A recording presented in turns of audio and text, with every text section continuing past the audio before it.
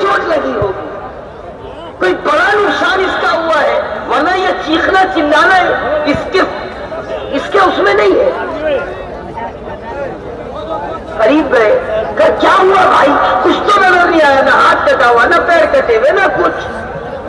कहते देखो ये करे, इतनी सी चोट और इतना चीखना चिल्लाना, इसमें तो बच्चा ना चिल्लाए, तुम अरब के मशहूर बहादुर, तुम चीख रहे हो। तो वो काफिर कहने लगा, तुम ये देख रहे हो ये मार कितनी है, ये मार कितनी है, और मैं ये देख रहा हूं कि ये मार किसकी है। मैं देख रहा हूं कि ये मार किसकी है। ये मोहम्मद सल्लल्लाहु अलैहि वसल्लम की मार है। मोहम्मद सल्लल्लाहु अलैहि वसल्लम ने मक्के में मुझसे कहा था कि मैं तुम्हें मारूंगा। उसी दिन मैंने यकीन कर लिया था कि मैं उनके हाथों से जरूर मारा जाऊंगा। ये कौन कह रहा है? सैयदना अबू बकर सिद्दीक रज़ियल्लाहु ताला फरमा रहे हैं। अरे बोलो, हज़रत उमर रज़ियल्लाहु ताला कह रहे हैं। खुलफाए राशिदीन का कौल है, अशरा मुबश्शरा का कौल है, हज़रत सहाबा का, ताबिईन का, तबे ताबिईन का, गौस का, कुतुब का, इब्राहिम का, किसी वली का, किसी ईमान वाले का ये कौल नहीं है, बल्कि काफिर का ये कौल है। आगे जानते हो क्या कहता है? वो कहता है तुम तो खराश को देखकर हैरत में हो। मोहम्मद सल्लल्लाहु अलैहि वसल्लम ने मुझसे जिस दिन कहा था कि मैं तुम्हें मारूंगा, उसी दिन मैंने यकीन किया था कि मैं जरूर हुजूर के हाथों से मारा जाऊंगा। अगर इतना कहने के बाद हुजूर मुझ पर थूक देते, मैं उस थूक से मर जाता।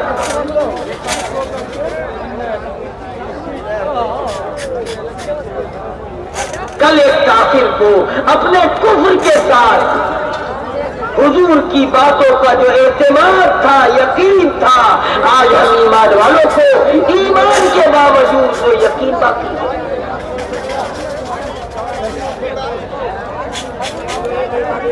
और हमें कोई फिक्र नहीं, मता खो बैठे हैं, और ऐसे खोए कि हमें याद भी नहीं हमने क्या खो दिया।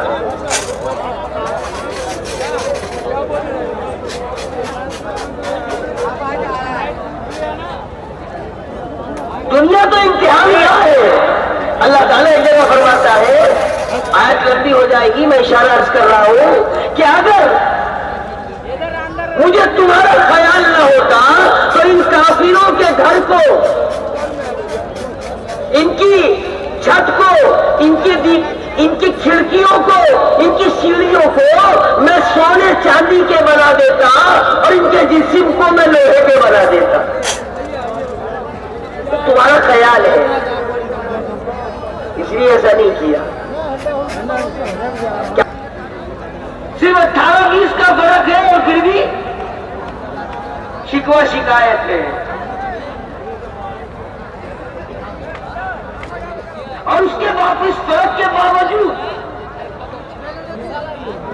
हमें जरा सी दुनिया हमारी छूटी, ईमान दिख जाता है।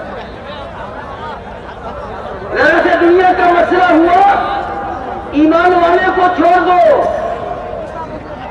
गैर ईमान वाले को छोड़ दो, ईमान वाले को छोड़ दो, अपने माँ बाप का भी ख्याल नहीं रखता कि क्या पूछती है माँ बाप। उसने शरीयत सुन्नत सीखी नहीं, उसको कुछ पता ही नहीं।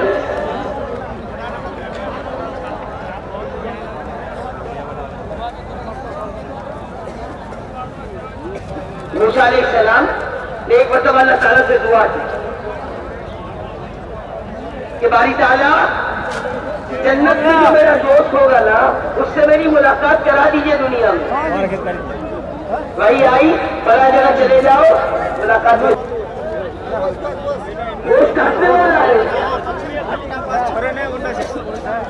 बड़ी हैरत में कि जन्नत में मेरा दोस्त, ठीक है, नमाज पढ़ता होगा, पढ़ाई पर अमल करता होगा, लेकिन मेरा दोस्त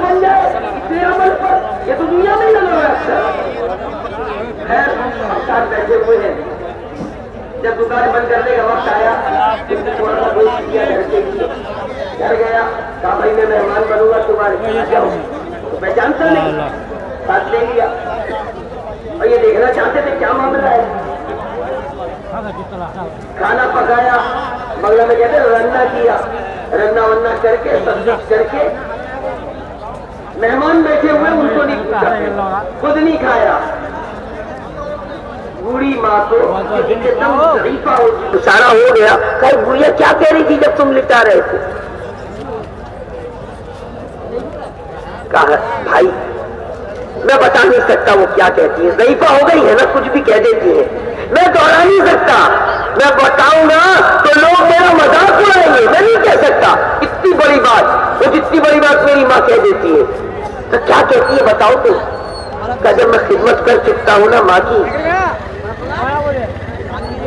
तो मेरी माँ जो है मुझे दुआ देती है, वो किसी को वो दुआ में सुना नहीं सकता, लेकिन आप जिद कर रहे हो तो मुझे आपको सुनानी पड़ रही है। मेरी माँ ये दुआ देती है कि अल्लाह तुझे जन्नत में मूसा अलैहिस्सलाम का साथी बना।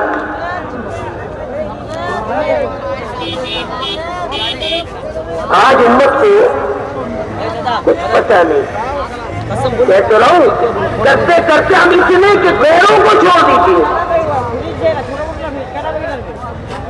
ईमान वाला तो ऐसा होता है कि एक आम मुसलमान अपना भाई चचेरा भाई प्यास में है, आम मुसलमान की आवाज लगी है, वो जान दे रहा है, वो इशारा कर रहा है कि नहीं मुझे मत पिलाओ, पहले उसको पिलाओ। उसके बाद जाते हैं वो इशारा करता है अगले वाले को कि वो भी प्यास से जान दे रहा है, उसको पहले पिलाओ। तीनों प्यास से जान दे रहे हैं, लेकिन दूसरे से पहले पानी पीना गवारा नहीं।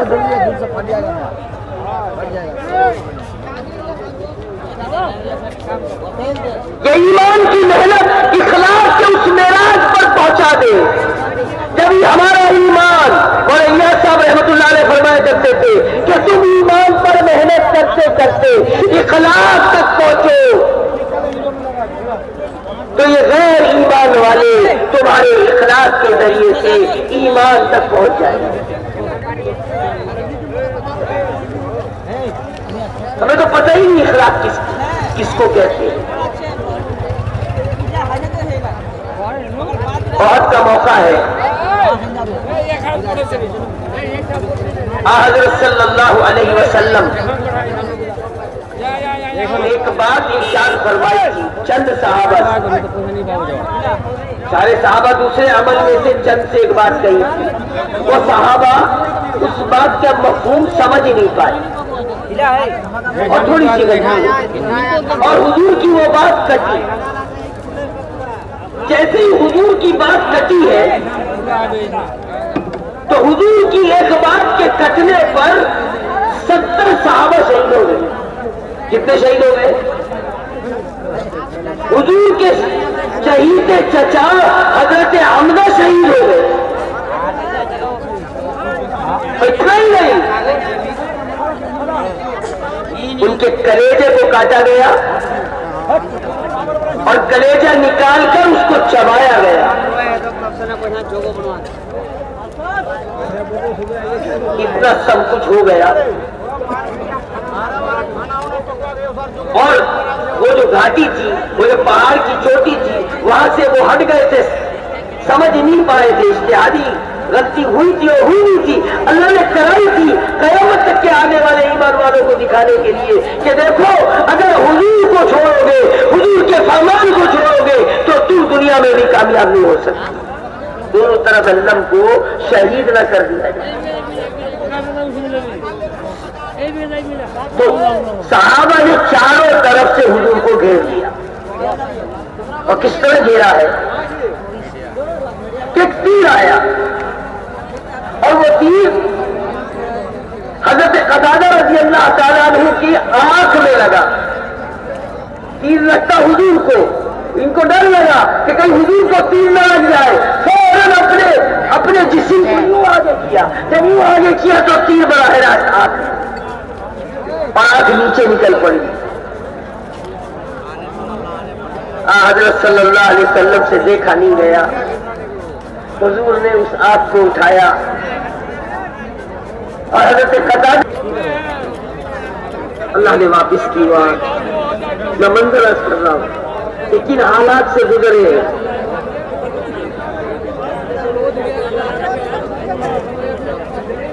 तो वो ध्यान जो था तीर पर था, तलवार पर था, ध्यान पत्थर पर ले गया और एक बदबख्त का पत्थर आया।